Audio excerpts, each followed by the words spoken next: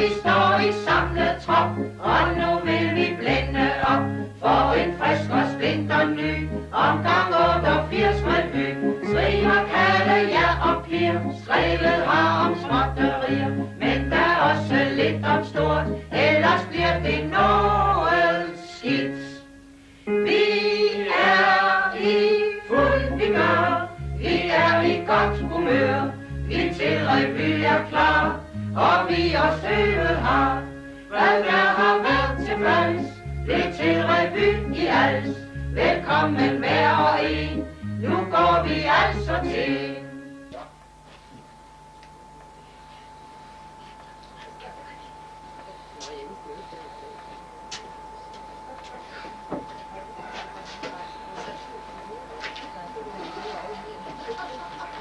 Så måtte parkere.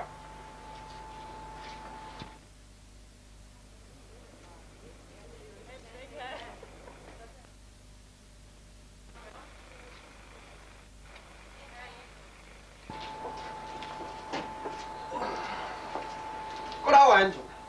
Åh, Er flere boder? det er inde på Lotte, det ved du da. Åh ja.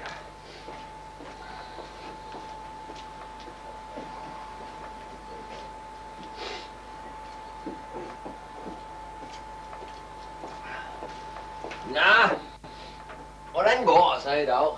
Herre Gud, som det plejer.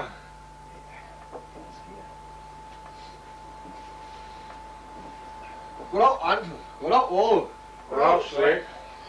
Jeg har lidt flere puder. De er inde på lovene. Det ved du da. Nå, ja.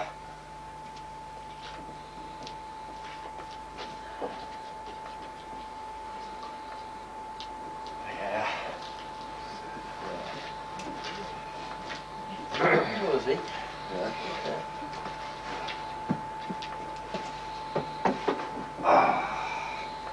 Nå, hvordan går det så i dag? Herregud, for satan som det plejer. Jo. Hvad med dommeren? Det er et eller andet fjov for Aalborg. Han er forklaret. Det er Aalborg Dommerklub, det var der så.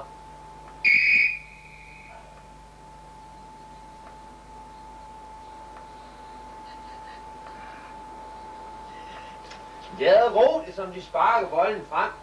Prøv nu at spille den frem.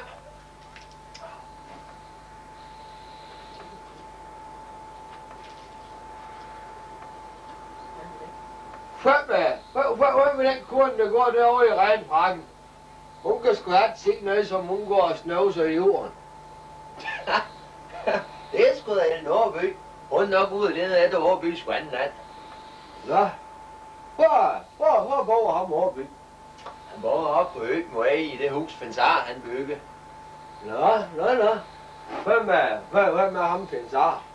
Det er da en gammel fiskemand i Helbeskovs knæt, der bor i Niels Fredelsens det gamle hus på vej til Havnø. Nå. Og hvordan fisker man i Helbeskov? Ja, det var før du kom herud. Ja, for i den tid, vi har overtaget, kun været et fiskermand. Og det var da ham, den gamle krogmand, den Abel. Ja, folk de så skulle han have hul i kælderen. Ja, han solgte også alt godt fra havet. Hvorfor troede jeg ham den mands tid, var? Ja.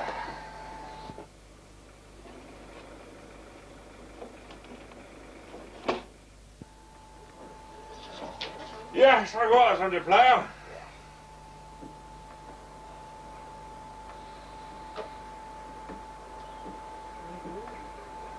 Det er også gråligt, som de spiller den bold op. Prøv nu at sparke den op. Jamen, så er det lige før, de skulle spille op. Nej, det har jeg aldrig så, for det kan de ikke. Han med skæg der, det kan bære Svend ned fra Finn. Spiller han ikke fodbold længere? Nå, nej. Han er sgu ikke sætte lige i Kridthuset ved Bent Jensen mere.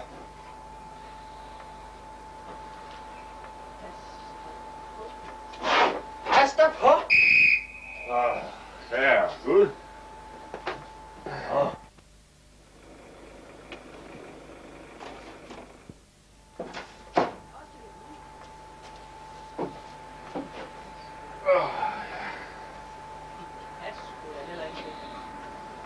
De kan sgu da heller ingenting længere.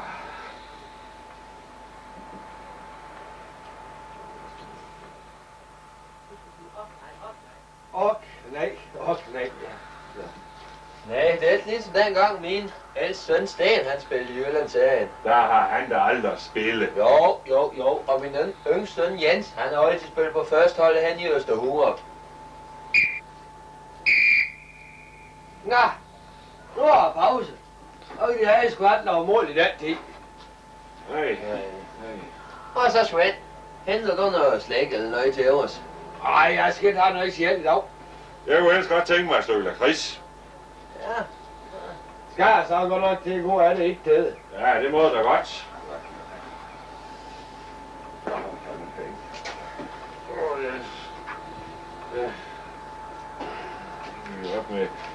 Op med læger igen.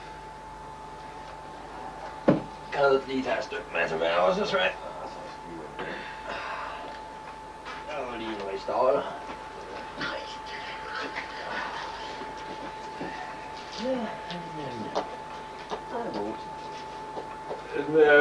Det var Bosen. Jeg troede ellers ikke, at han var noget til fodbold i dag.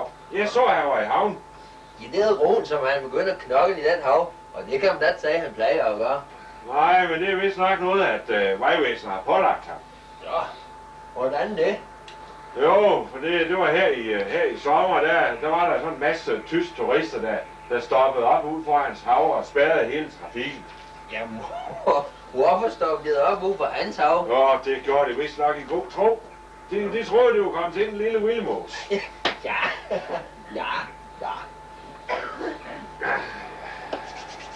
Åh, ja. Det er lidt koldt. Ja, der er ingen stor. Nej, det er sgu ikke. Ja, tak.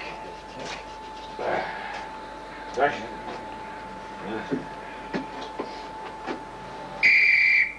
Ja.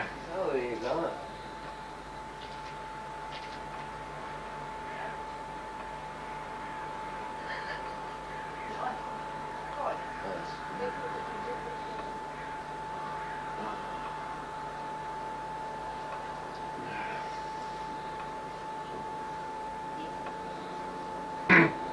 Nej, der er noget igen.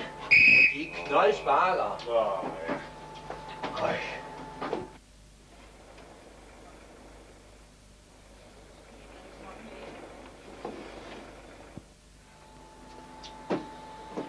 Herregud. Ja. Nu er det ikke let at holde naturen ren længere. Nej, og nu der koster jo en formue kommune med sit affald. Ja, for nogen gør det.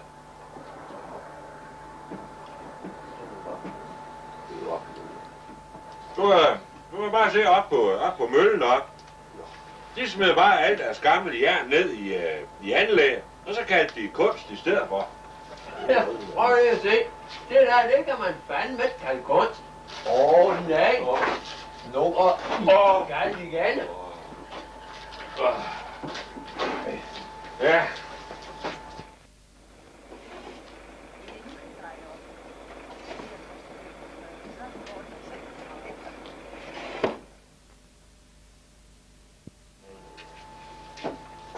Men det var ikke som dengang mine sønner, de spillede i Jyllandsserien.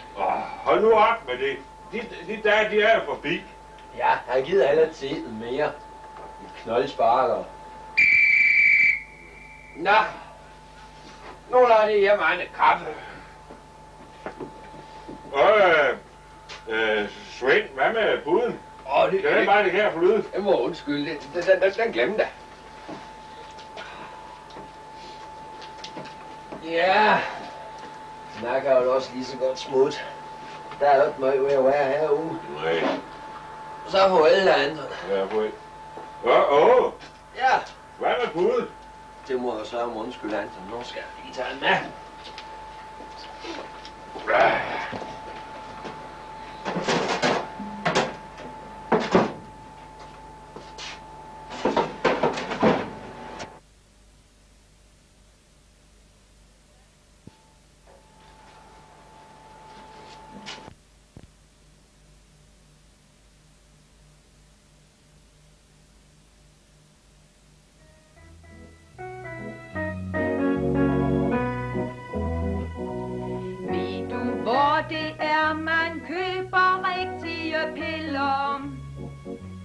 hvor det er, man kigger ind, hvis man har ondt. Hvem er det, som diagnosen hurtigt stiller? Ja, det tager ham ikke mere end et sekund. Rigtige piller kan hos Jørgen man købe. Rigtige piller, der kan hjælpe på alt. Og hostevæsker, som vi i os kan søbe. På Jørgen har vi altid stolet, når det gjaldt.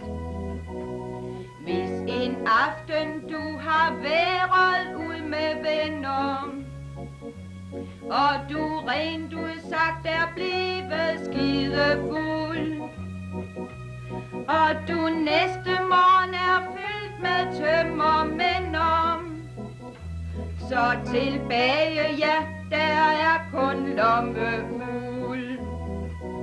Så kære venner, ind til Jørgen man banker, køber piller mod giftmixtur, mens den forbandede håndværker banker, hvor apoteker har mod al den rette kur. Fra sit pilleri nu Jørgen sig forvandler, til en anden kasse pluks han iler hen. Nu han pludselig er blevet tipsforhandler, og han glemmer alt om vores svømmelæn. Rigtige krydser ind til flere eksempler, ganske trygge går til Jørgen vi ind. For vi ved, at han omhyggeligt stempler, imens han pludrer hyggeligt om vejr og vind. Nu har jeg berettet her fra scenens bredder lidt om Jørgen og hans mange gøremål. Men det skal da med, at han er byens skrædder, hvor man køber strømper med og uden ål. Rigtige trusser til skovtur og lejre, rigtige hylere lavet af uld. BH i numre helt op til hængekøjer. Ja, alt det kan man købe, blot man har lidt uld.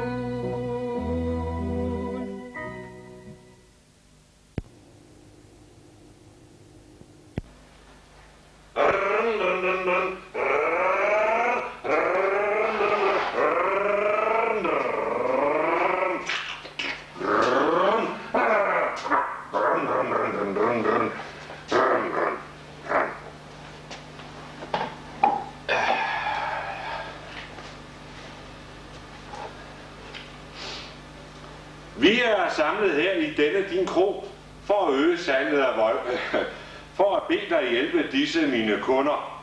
For, som mekaniker Knud Jensen skriver i håndbog for Skandinavis, kapitel 3, vers 6. Og det skete i de uger, hvor Uffe Thygesen skiftede fra Ford til Volvo, at den store mekaniker med buldrende røst fra smørregraven sagde: du skal bygge mig et værdigt hus, som alle kan se, og herfra skal mine disciple udgå med budskabet til alverdens folkeslag i Skelund, Vedum og Østerhur. Og budskabet skal lyde: du skal købe dig en Volvo, og dine pinsler skal være over. Irstang. Ja, må jeg bede den første melde sig? Og hvad er der så i vejen med dig, min ven, og hvad er dit navn? Jeg lover gifter. Jeg har så mærkeligt i mit hoved og en sære tanker. Og det kan komme over på de mest mærkelige steder. Jeg er så galt i byrådssalet. Vil du godt hjælpe mig, og vil så gerne helbredes. Jo. Og hvilket vognmærke kører du så i, min ven? Jeg kører godt nok i et Toyota. Ja, vi vil under alle omstændigheder bede for dig. Skal vi alle tage tændingsnøglen i den ene hånd og bede for denne arme stakkel?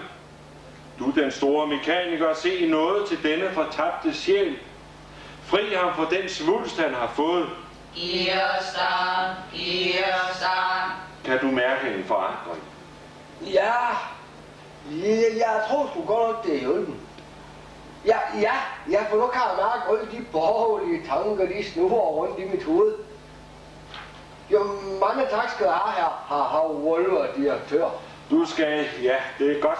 Du skal ikke takke mig, men den store mekaniker. Jeg er blot det redskab, som den store mekaniker benytter sig af. Jo, tak. Ja, kære venner, her har vi set, hvad den store mekaniker kan udrette. Er der måske andre blandt publikum, der gerne vil helbredes? Kære frue, kom de blot nærmere. Jamen, de behøver da ikke at skjule deres ansigt. Kom de blot frit og frejdigt op til mig. Alle kan med åben pande henvende sig til den store mekaniker, for, som en af de frelste tidligere fortkører Uffe Thygesen siger, vi er kun som entreprenører i det store NT-selskab, hvor vi bekommer vores fattige udkomme. Jeg vil nu altså gerne være anonym. Ingen er anonym for den store mekaniker. Sig du blot frem dit navn og ærinde, uden at skamme dig. Hvad hedder du, min ven? Og hvorfor søger du den store mekaniker? Ja, det er altså ikke for mig selv, jeg kommer. Det drejer sig om min mand. Jeg kan næsten ikke få mig selv til at sige det, men han vil være brugsuddeler. Kan de ikke nok hjælpe ham? Jamen, kære frue, hvorfor tror de dog det? Jo, for han står hele tiden og lurer og ser derop. Hvad beskæftiger deres mand sig med? Han er købmand. Nå, skal vi sammen bede for købmanden, så han glemmer disse onde tanker igen? Men inden vi går videre, kære frue, hvilken vogn kører deres mand i? Undskyld, jeg hørte ikke, hvad de sagde. Hvis den store mekaniker skal hjælpe dem, så må de altså tale lidt højere. En Opel! Nå, ja, det var jo ikke så godt. Men vi skal være storsindede. Vi vil alligevel hjælpe denne dame ved at bede. Du store mekaniker i din smørregrav. Har du hørt om denne kvindes klage? Hjælp hende med hendes mand, i hvem djævlen har taget plads. Sammen skal vi uddrive denne satan, så han ikke længere føler trang til at kaste sultne blikke på brusen. Irsan. Gå du nu blot hjem med fred i sjælen, når du skal opdage, at det har hjulpet. Mandag morgen, så vil han frisk og udhvilet passe sin forretning, og han vil hver morgen møde til tid, og ikke tænke på brusen. Vi andre vil glæde os med dig. Irsan. Ja, 2 sjæle har vi hidtil kunne hjælpe her i aften, og jeg kan føle, at jeg har den store mekaniker med mig. Er der andre, der ønsker at føle kraften? Ja, kom de blot trygt op til mig. Hvad er deres navn, og hvad fejler de? Ja, det er godt nok hvad igen. Jeg vil godt lige sige om denne garanti for huller. Jeg vil godt høre, om det var et års eller et års garanti. Bare skal sige, det er jo helt længere. Min gode mand, det er ikke et spørgsmål om alder for den store mekaniker. Det er et spørgsmål om, hvor meget tingene er blevet brugt. Og efter hvad jeg husker, så var det dit hoved, vi har med at gøre, din hjerne ikke. Ja, så kan jeg love dig, at så er der lagt garanti. Den er sikkert ikke brugt ret meget. Gå du blot med fred i sjælen. Den store mekaniker hjælper de enfoldige. Fred være med dig. Ja, er der andre i salen, som vi kan hjælpe, så er det altså nu, man skal henvende sig. Jeg har stadigvæk kraften i mig. Kom kun, Fritz. Hold dem ikke tilbage. Jo, prøv lige at prøve det der. Ja, hvad kan jeg hjælpe dem med? Ja, hvordan? Det er godt nok ikke en formandspost, eller sygdom, men hvordan tror jeg, at jeg slipper om med en formandspost? En formandspost? Ja, hvilken formandspost drejer det sig om? For boldklubben. Ja, det er jo normalt ikke noget, den store mekaniker giver sig i kast med, men ja, det er noget, der sker på en generalforsamling. Ja, det tror jeg godt nok ikke, jeg kan hjælpe dig med. Jamen, hvad skal jeg gøre? Nu har jeg forsøgt 3 gange i træk. Jeg har sørget for at holdet de rykker op. Og nu har jeg sørget for at holdet de rykker ned. Og lige med hjælper. Hvad skal jeg gøre? Ja, jeg beklager meget, men jeg kan desværre ikke hjælpe dig. Vi har alle en eller anden forbandelse, der hviler over os, og der er ingen hjælp at hente. Du må bære dit kors som boldklubbens formand. Jeg vil lidt igen. Nej.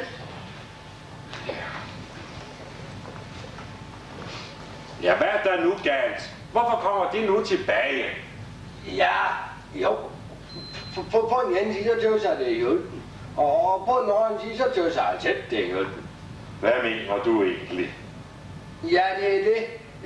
Det er jeg sgu lige klar over. Du er politiker, og du er radikal politiker, og så skifter man mening og har svært ved at tage et standpunkt.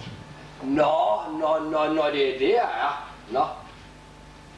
Nå, så tak skal du have. Tak skal du have. Men forresten, tror du, jeg har en chance for at blive borgmester? Ja, det ved jeg ikke. Hvordan er jeres borgmester?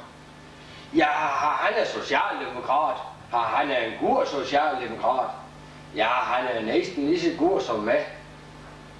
Men han kører godt nok master. Tror du, jeg har en chance?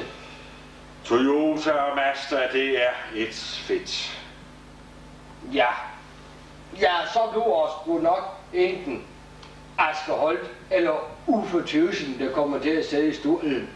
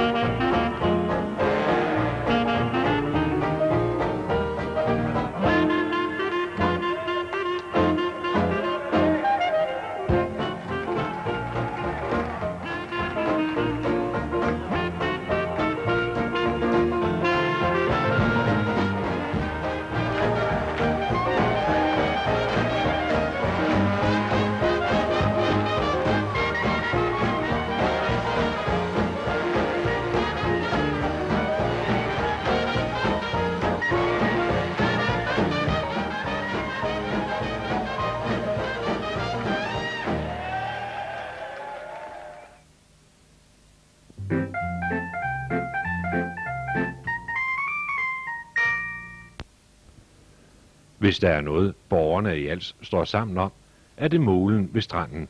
Vi kan alle give en hjælpende hånd.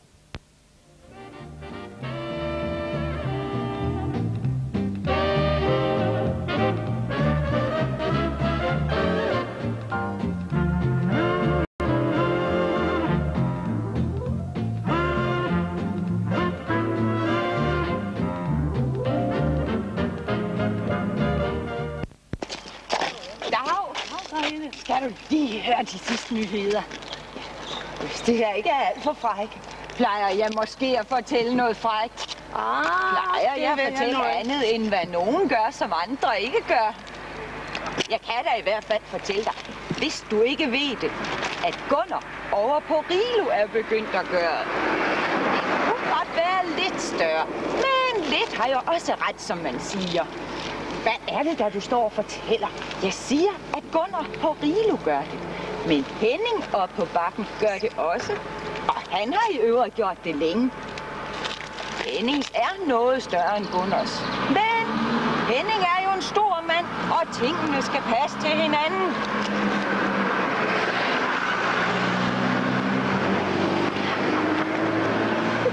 Jamen, hvor ved du alt det fra? Det kan være da se. Ja, det er nu altså ikke sådan noget, jeg går og lægger mærke til. Jeg ved da også, at Eilif gør det. Og den er lang. Det er nok den længste her i byen. Ej, ved du hvad? Det vil jeg altså ikke stå og høre på. Jamen, hvorfor dog ikke? Jeg fortæller da kun, hvad folk gør, hvad de snakker om i al almindelighed. Ja, det kan man da ikke. Det hører da med til privatlivets fred. Det vil sige, så går man måske også og snakker om min mand. Nej, det gør man da ikke, for han gør det jo ikke. Nej, ved du hvad? Nu går jeg. Det vil jeg altså ikke høre på. Ja, men lige inden du går, så skal du nu lige høre. Fritz, rottefingeren, han gør det også. Og han har en stor en til sådan en lille mand. Ja, verdens goder er ulige fordelt. Men hans kone synes nu også, den er for stor til ham. Det er vist det, man kalder en åben model. Han råder med en alle vegne, hvor han kan komme afsted med.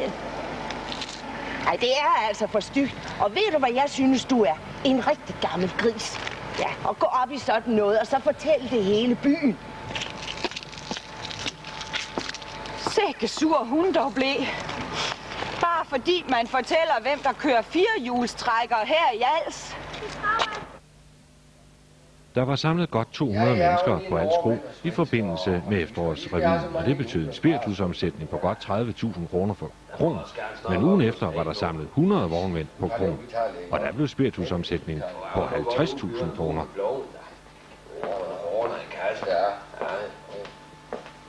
Vi skal have øl.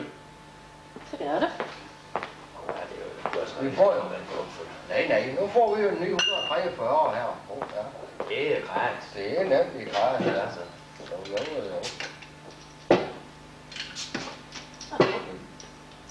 Øl. Vi skulle have vognmand. Ja. Og tænke det der på herude. Skål.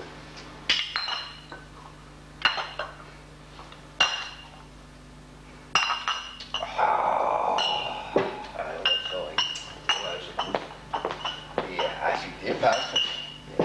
Nu er det bager.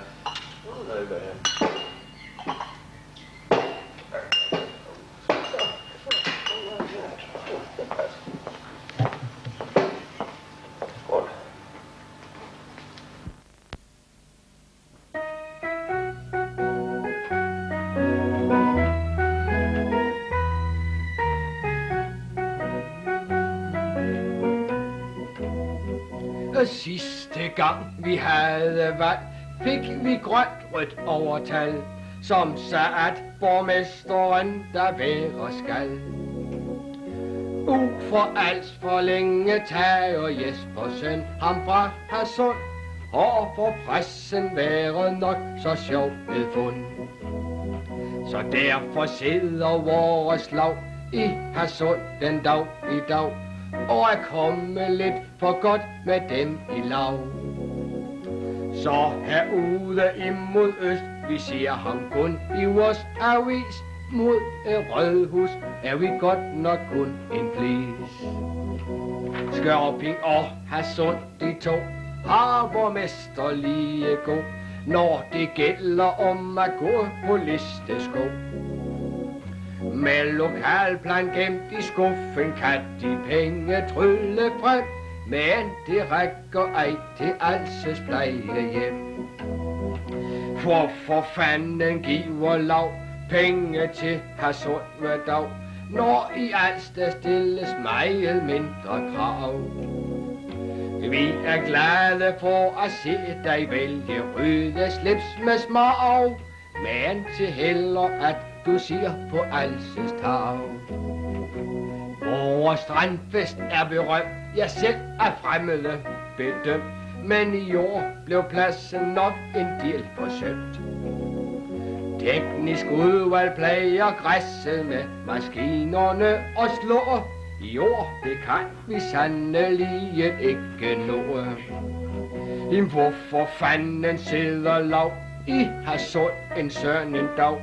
Det for ham, der måtte være så smart en sarv. Vi har flere folk, der arbejder på skolen hos Pedel, men de planer kan vel Albert passe selv. Her i denne lille gate kan vi se på tredje side, at kommunens bøgeskove er lidt lejde. Det er Jensen Laudasiret, byrgermeister i Hadsund, ellers er for grund. Ja, hvem har lavet den skandal, så hvem skal lure til nu betale? Lav fortæller dem, det kan de selv i kold. Er et Hadsund byrå, som næsten grundigt prøver at tage, nævner hverken Rilo eller Torups far. Året før vi skal have valgt, er der tilbud og udsalg. Der blev slejtet hellige kyr, måske en halv. Ja, vi vil gerne lave dit, og vi vil gerne lave dat. Tænk, det hele går igennem byrådet glat. Så derfor tror jeg også Lav kommer hjem til os en dag og siger undskyld er noget, som I har lyst til i vikinger og alsinger herude ved vor kyst. Han vil gerne blive derinde åbenlyst.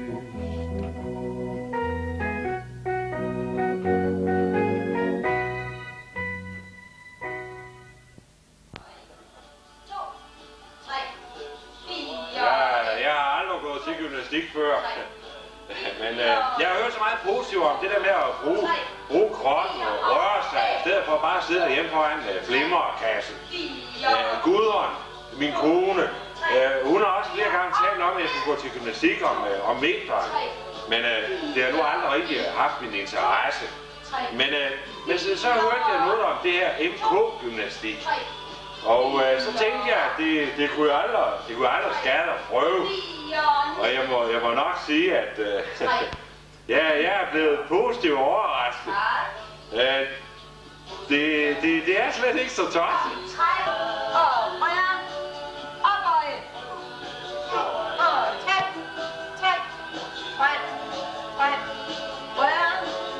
Og så bliver den forreste nede. Ja, så kommer vi ned.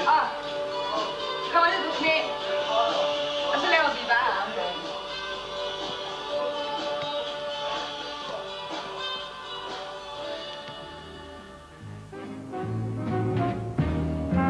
En strandfest lørdag af stablen løber med gratis kaffe til hver grøntsagskøber. Se, pølser på rad og makrel nyrøget. Fiskebageren får vand på smagsløget. En kasse han køber, sælger 2 for en 10'er. Hov, hov, siger Lærke Knud, din gnier. Velkommen hos Rilo her ved mit bord, siger bageren, og straks lød et hylekor. Der nakken på mange makreller blev knækket, men det gik jo ud over duebetrækket. Så skylleskåle blev på bordet sat ud, til Finn, til Asger og til 2 gange Knud.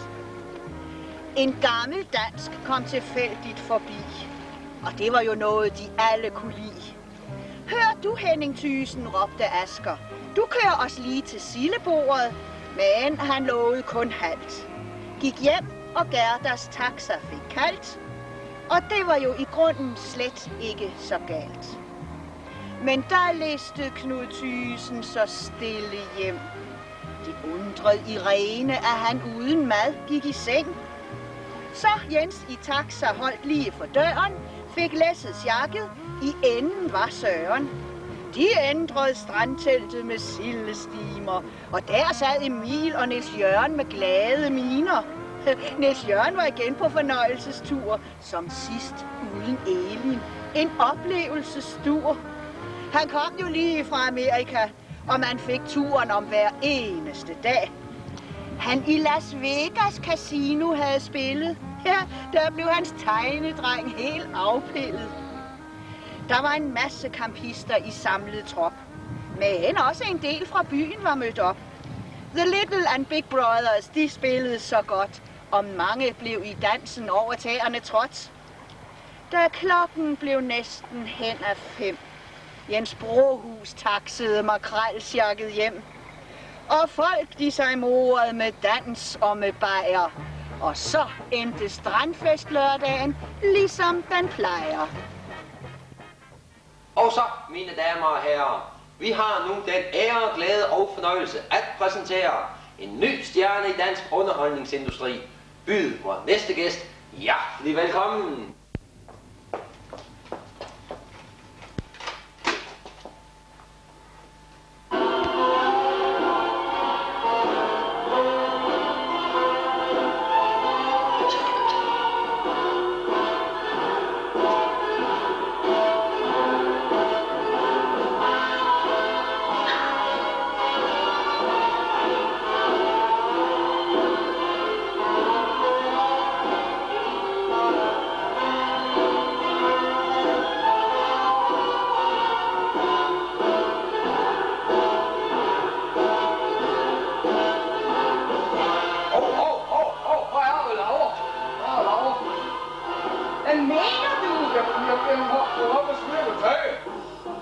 Sige mig, er det ikke meningen, at det er et ret indslag, der skal være?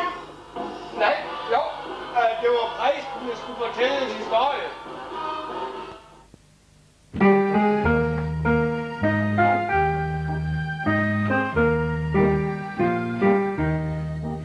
På Hadsund vej kort og godt, det med gadelys er småt.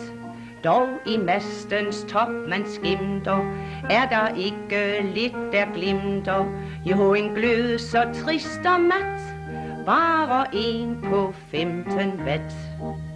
Glem nu alt om vægelsind, nu det gælder vejr og vind.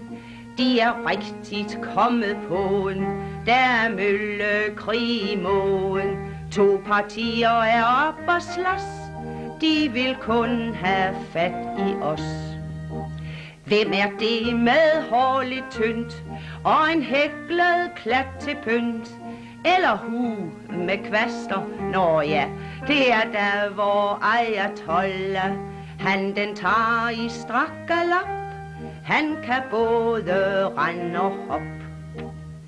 Egnens læger godt kan stoppe, for der er nu dukket op en som uden jod og gage, uden piller og massage, klarer alt fra småt til stort, og det går som det var smurt.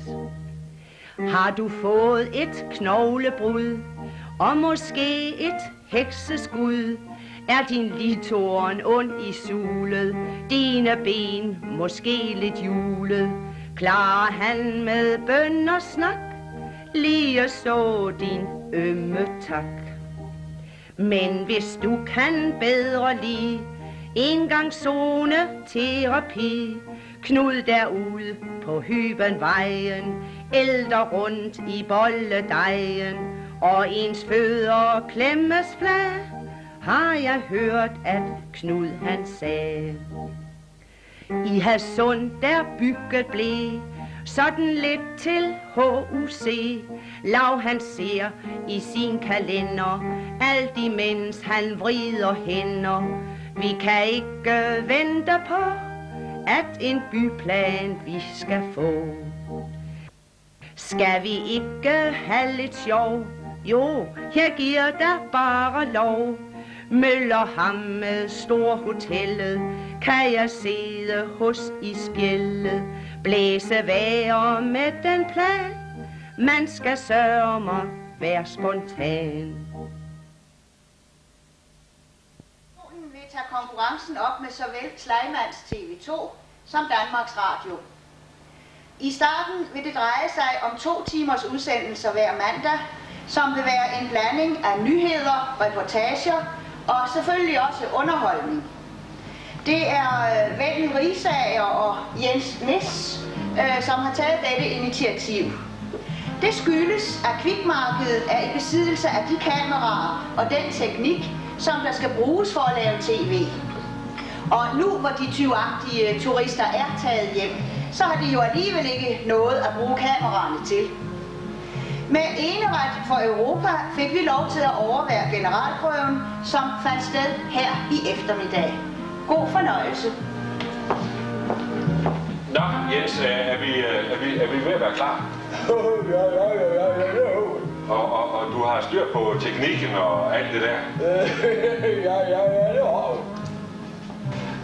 Det der med den vilje, det er jo ikke mere end 5 dage over sidste salgsdag. Det er nok regnet nok. Men det gør jeg også, når kunderne får varen. Men de er så nogenlunde gode.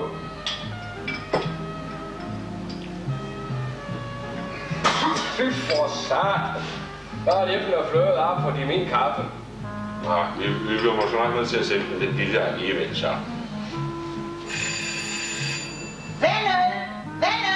Ja, lille mor. Nu kommer jeg. Nu kommer jeg.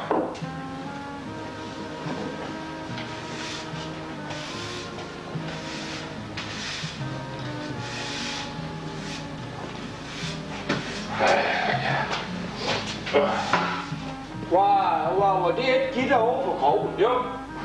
Hvor købte hun? Hun købte en lille leverpostej og et æg. Nå, så er der nok løbet nogen, der skal klatte over på krogen. Vennøl! Ja, lille mor. Ja, nu kommer jeg.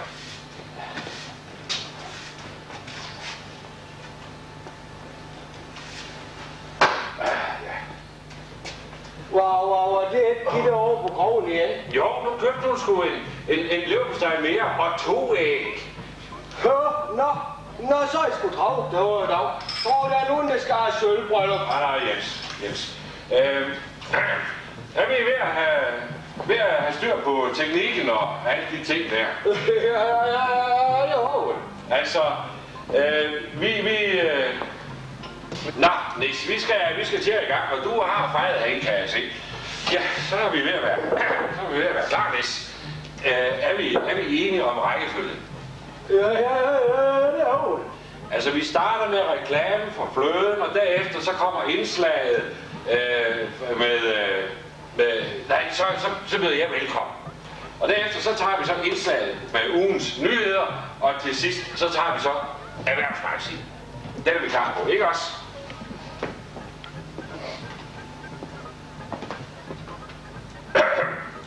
Næs for fanden.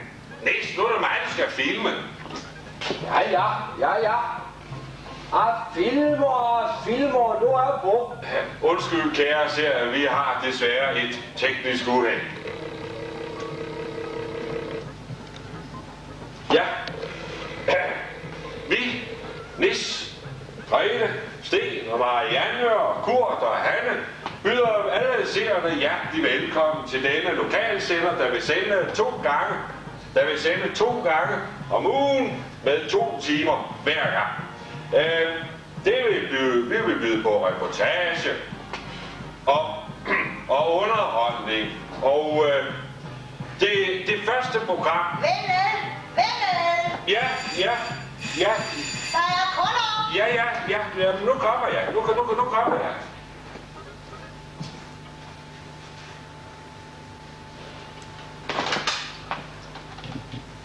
Ja, undskyld, kære seere. Nu kommer ugens nyheder. Vennøl! Ja, lige et øjeblik. Kurt! Ja, lige et øjeblik. Husk også at købe blomster. God aften og velkommen til ugens nyheder. Dette vil blive et gennemgående program, som vi vil bringe hver uge. Nyhederne vil blive indsamlet i forretningen og redigeret af Jens Næs. Første punkt er en kort summering af, hvad der er sket i den forgangne uge. Sidste søndag bød ikke på noget nyt. I mandag skete der ikke noget af særlig karakter. Tirsdagen forløb ganske roligt. Onsdagen svandt stille hen. Torsdag var en kedelig dag og en lige så kedelig nat. Fredag, den forløb hurtigt uden store afbrydelser. Og i dag lørdag er der ikke sket noget særligt. Det var så nyhederne fra alt i den netop overståede uge. Næste indslag er bekendtgørelser og oplysninger til borgerne i alt sogn og omegn. Mor- og barngymnastikken starter på mandag. I år ledes dette hold af bestyrerinden op fra Kridthuset. Til illustration af de praktiske øvelser har hun allieret sig med Torben nede fra Bag og Find. Efter sigende har de sammen gennemgået øvelserne hele sommeren.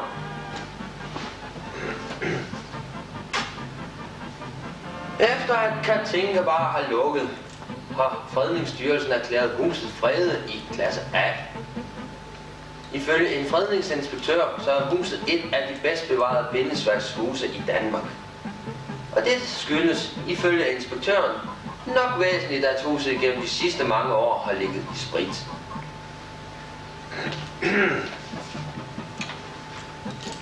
Formanden for boldklubben Viking, Forsmæk, oplyser, at de sidste mange års problemer med at finde en formand, de er nu over. Det regnes nemt for rimeligt sikkert, at Lav Jensen igen vil hjælpe klubben med denne post, da der nu kun er 1 år til kommunevalget.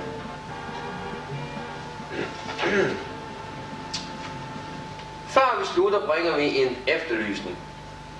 Hvis der er nogen, der har set et 10.000 kvadratmeter stort vandland til ca. 200 millioner kroner, så bedes de straks kontakte Årby eller aflevere det op på Hybenvej 19. Nå, det var det. Så kan du måske gå til erhvervsmagasinet. Nej, vi tager lige en reklame mere. Det går trægt med salget af fløde. Husk også at købe blomster.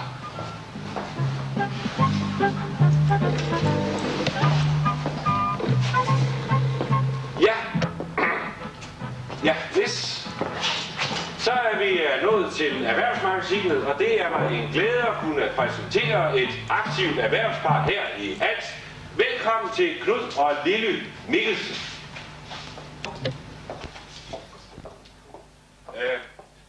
Vi skal lige have en hurtig reklame.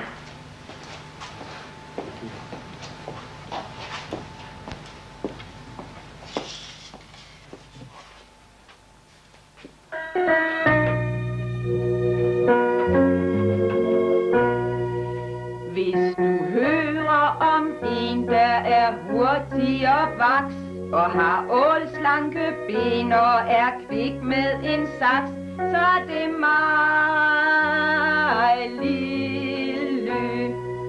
Jeg bor med min Knud, sådan en skikkelig fyr.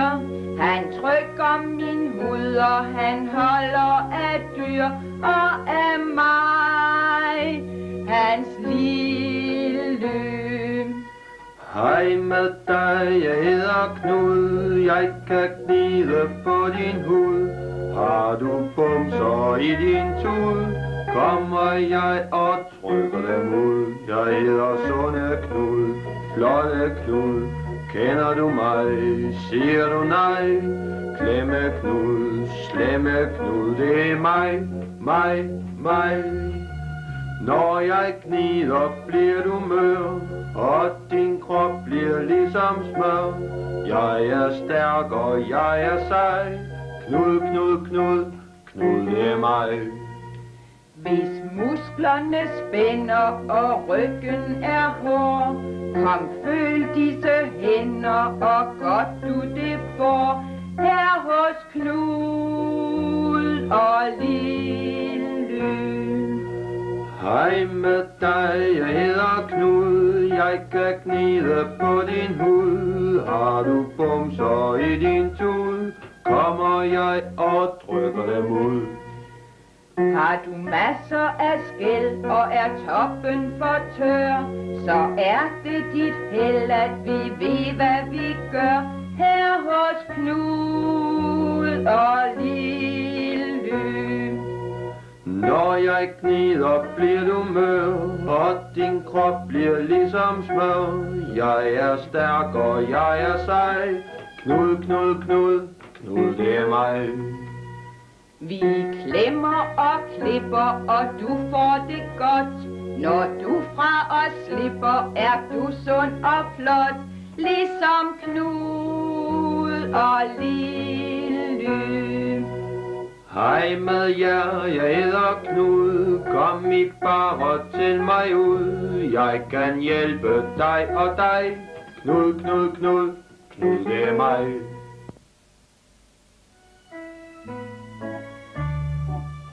Her ved enden på revyen, det siger vores sjette sans.